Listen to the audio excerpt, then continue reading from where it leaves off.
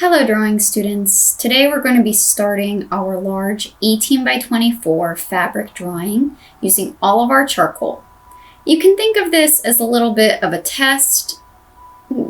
It's not going to be graded any differently than the other drawings, but a little bit of a test against yourself to see if at this point you've really mastered the use of the charcoal and you have somewhat of an understanding of light and form.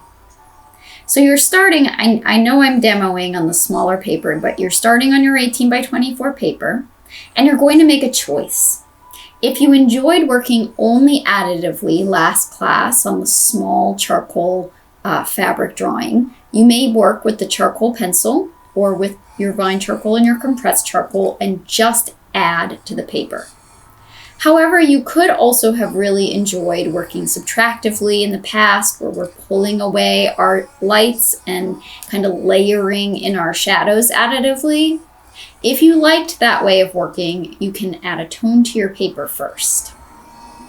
I'm going to demonstrate what I always think is sort of a natural build, but by this point you're developing a little of your own inclination with the material. So I've started by adding a tone to my whole paper. I've taped off the edges. And now I'm going in with my 2B charcoal pencil and I'm making my contour drawing. The contour drawing for this fabric is very important because just like in the one piece we did last class, the contour is going to be our guide. So really take more time with it than we have in the past. Like we discussed, you're drawing a knot or a little bit more of a swirly, complicated section of fabric. You can see here I have my contour outline, and I'm just going to keep building on that with the interior contour.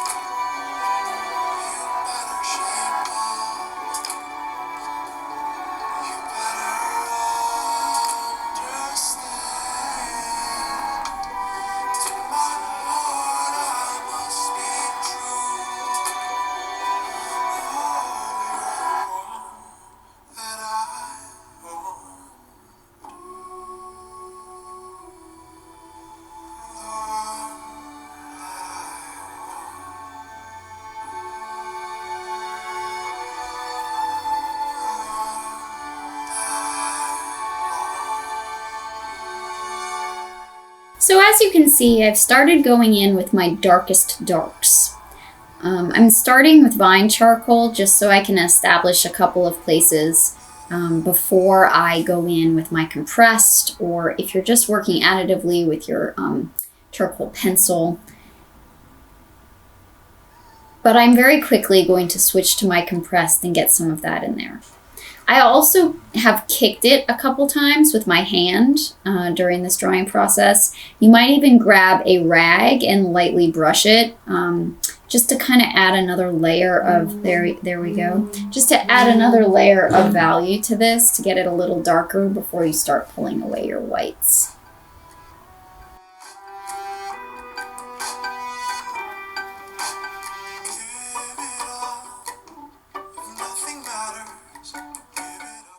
I'm working with my compressed and getting those dark areas. I'm using the edge of the compressed to blend the line. I'm using my finger to blend that dark line in and kind of let those contours that I initially had now become part of the shadow in the fabric. Remember that you want to start with those hard edge lines too when you're first drawing your contour. You don't want it to look like it's made of stone, but it's much better that it look like stone than it be too loopy. And also remember that you're looking for shapes. It's going to be really confusing to keep your, place in this kind of knot, or if you choose more than just a knot or a swirl to do. So really make sure that contour is as precise as possible. So when you're doing your value, you don't get lost.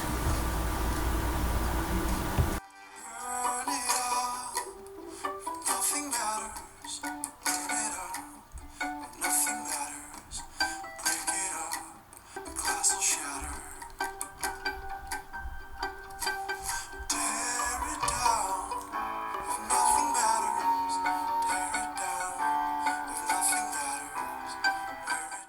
see, I've started using my eraser here and there to pull out a highlight.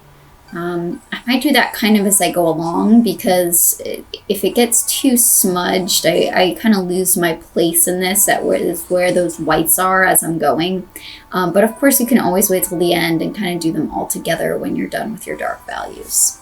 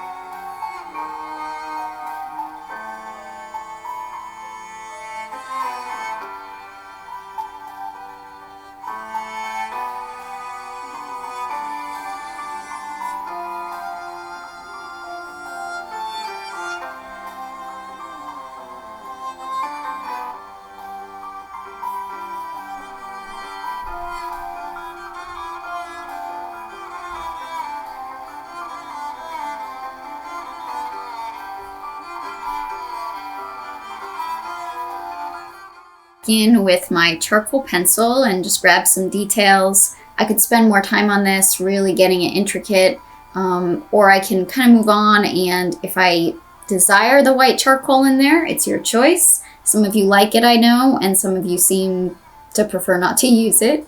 You can add a few highlights with that white. All right, a reminder, you're working on 18 by 24 paper with all the charcoal and kneaded eraser. Good luck. If you have questions, feel free to email me.